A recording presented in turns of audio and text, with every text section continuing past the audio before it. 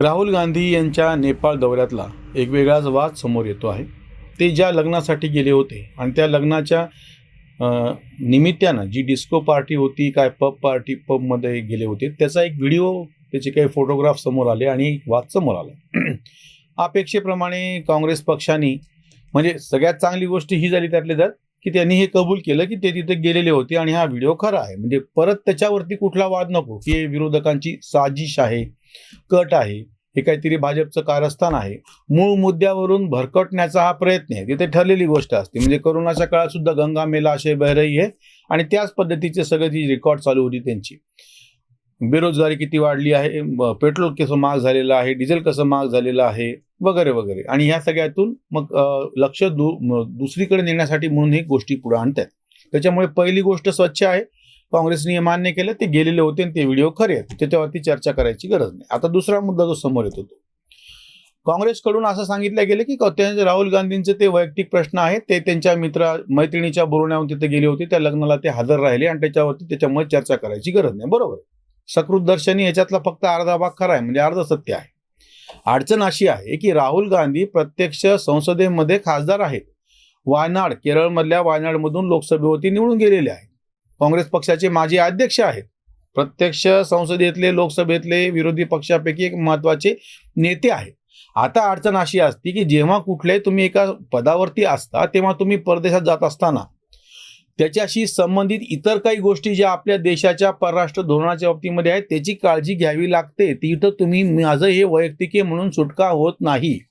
आणि ही पण चर्चा फारशी झाली नसती. स्वतः याच राहुल गांधींनी मोदींच्या परदेश दौऱ्यावरती टीका करणारे ट्विट केले होते आणि म्हणून ते त्यांच्या जाळ्यामध्ये आता अडकलेले आहे.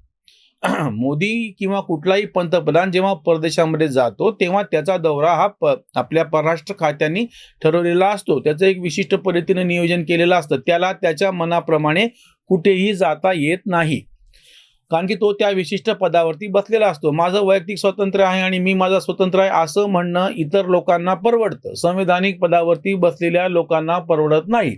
आणि ज्यांना स्वतःच्या व्यक्ती स्वातंत्र्याची इतकी काळजी, त्यांनी संवैधानिक पदं घेऊ नयेत, निवडणुका लढवू नयेत, पक्षाच्या राजकारणात येऊच नये, इतक्या मोठ्या पक्षाचा नेताच होऊ नये. सगळ्यात महत्वाची गोष्ट म्हणजे मोदींनी त्यांच्या मागच्या दौऱ्यामध्ये मूळ दौऱ्याचं नियोजन चुकून कसं ते लाहोरला उतरले आणि त्या नवाज शरीफच्या घरी कसे गेले आणि काय त्यांच्या लग्नामध्ये कसं सामील झाले आणि काय त्यांना ते आहेर दिले, काय केलं, याच्यावरून जी सगळी टीका केली जाते ते हे विसरतात.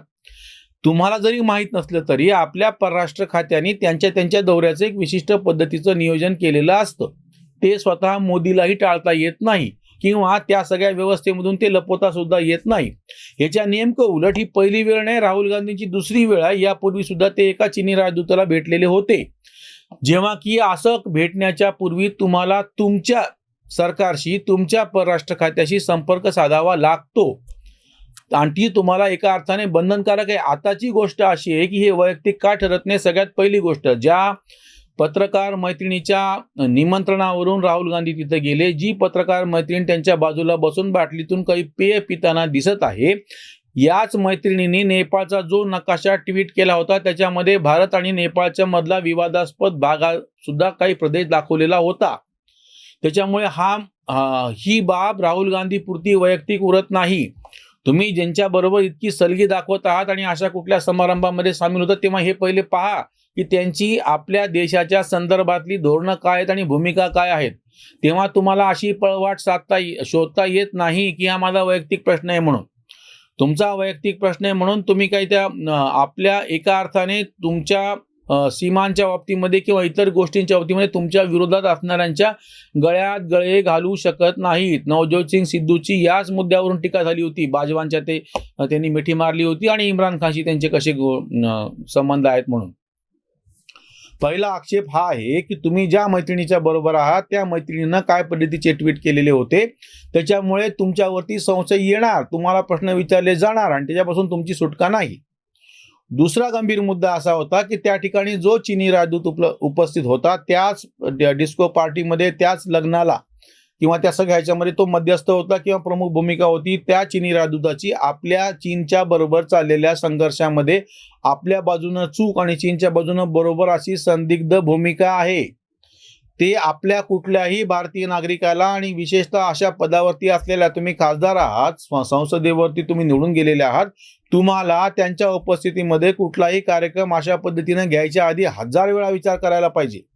म्हणजे यापूर्वी पण त्यांनी जी चूक केलेली होती, चीनी राजदूताला भेटले, आधी नाही म्हणले आणि नंतर जेव्हा तुम्हाला कबूल करावं लागलं, किंवा त्यापूर्वीची सुद्धा गोष्ट आहे, राजीव गांधींच्या स्मरणार्थ असलेल्या फाउंडेशनसाठी तुम्ही चीनच्या त्या पक्षाकडून देणगी घेतलेली आहे.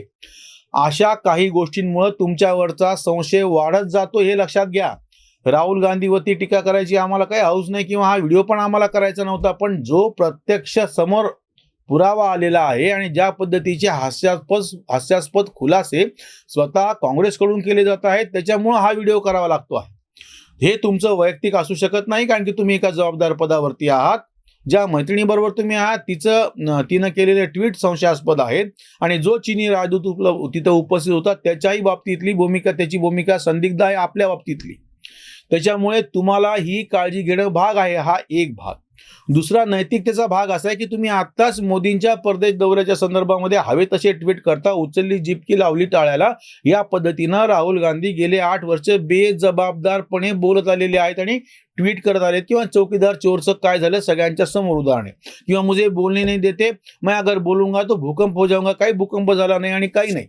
आज तागायत गेल्या 8 वर्षातलं राहुल गांधीचं एकही भाषण संसदेमधलं प्रभावी ठरलेलं नाही, किंवा त्यांनी उपस्थित केलेला एकही मुद्दा नीट धडपणे भाजपच्या विरोधामध्ये टिकू शकलेला नाही. चौकीदार चोराच्या प्रकरणामध्ये सर्वोच्च न्यायालयामध्ये जी थप्पड त्यांना खावी लागली, मीनाक्षी लेखीने अधिकृतरित्या बदनामीचा खटला दाखल केल्याच्या नंतर, ते त्याचं सगळ्यात जिवंत असं उदाहरण आहे.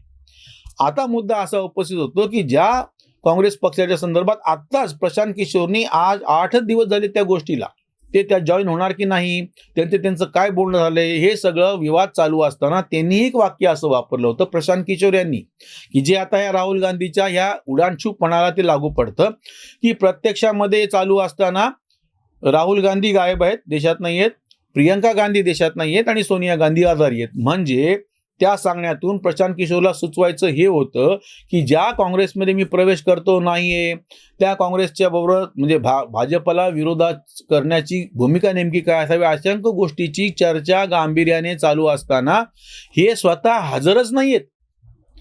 म्हणजे तुम्ही ही भूमिका लक्षात घ्या की फक्त बाहेर बसून काहीतरी ट्विट करायचं आणि स्वतः परत पबमध्ये बसून राहायचं, ही जी अनैतिक अशी गोष्ट आहे. नैतिकता ती होती की जेव्हा तुम्ही स्वतः तुमच्या पक्षाची तर काळजी घेतात, पण प्रत्यक्ष देशामध्ये आहात, तुम्ही त्या तुमच्या पक्षाच्या संदर्भात आणि देशाला भेडसावणाऱ्या प्रश्नाच्या संदर्भात काहीतरी मूलभूत चिंतन करताय, पण ते काहीच नाही.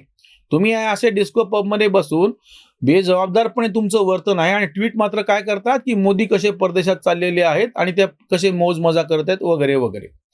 अजून एक जो मुद्दा उपस्थित होतो की वारंवार असं का घडतंय की मणिशंकर अय्यर जातात पाकिस्तानमध्ये आणि त्यांना म्हणतात तुम्ही आम्हाला मदत करा मोदीला हरवण्यासाठी, किंवा फारुख अब्दुल्ला आणि महबूबा मुफ्ती हे जेव्हा म्हणतात की चीनने आम्हाला कशी मदत करावी 370च्या संदर्भामध्ये, किंवा आता हे नेपाळला जातात की जेव्हा नेपाळशी आपला एक विशिष्ट वाद चालू आहे. ही नेमकी काय गोष्ट आहे? तुम्ही लोकशाहीच्या मार्गाने या ठिकाणी ठामठोकपणे उभं राहा, त्यांना विरोध करा आणि त्यांना पाडून पुढच्या निवडणुकीमध्ये निवडून या. जे छोट्या छोट्या प्रादेशिक पक्षांनी त्या प्रदेशाच्या पातळीवरती सिद्ध करून दाखवलेलं आहे. निवडणुकीच्या माध्यमातून भाजपचा व्यवस्थित पराभव करता येतो. हे आत्ता पंजाबमध्ये दिसलेलं आहे ना, पश्चिम बंगालमध्ये दिसलेलं आहे. हे सगळं असताना सुद्धा तुम्ही ते सगळं बाजूला ठेवून कुठंतरी ठामपणे लढायचं आहे हे सगळं विसरून तुम्ही अशा पद्धतीच्या देशविघातक अशा गोष्टींकडे का वळायला लागलात, हा त्याच्यातला महत्त्वाचा आणि गंभीर प्रश्न आहे. अन्यथा राहुल गांधीचं वैयक्तिक आयुष्य त्यांनी काय करायचं ते करावं, खासदारकीचा राजीनामा द्यावा, पक्षाचा राजीनामा द्यावा, तुम्ही तुमचं कुटुंब, तुमची आई, तुमची बहीण, तिचा नवरा, तिचे पोरं, तुम्हाला काय करायचं ते करा.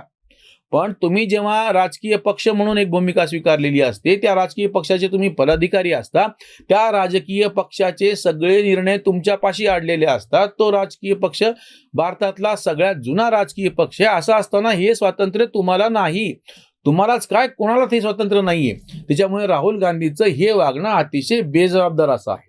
त्याच्यावरची ही उसंतवाणी. नेपाळात रंग खेळतो राहुल, लागते चाहूल पत्रकारा. व्हायरल होई तयाचा व्हिडिओ, डिस्कोचा ऑडिओ पार्श्वभूमी. परदेशी मोदी करी म्हणे मौज, टीकाकार फौज शांत आता. संसदेत फार कमी फिरकतो, तिथे थिरकतो पबमध्ये.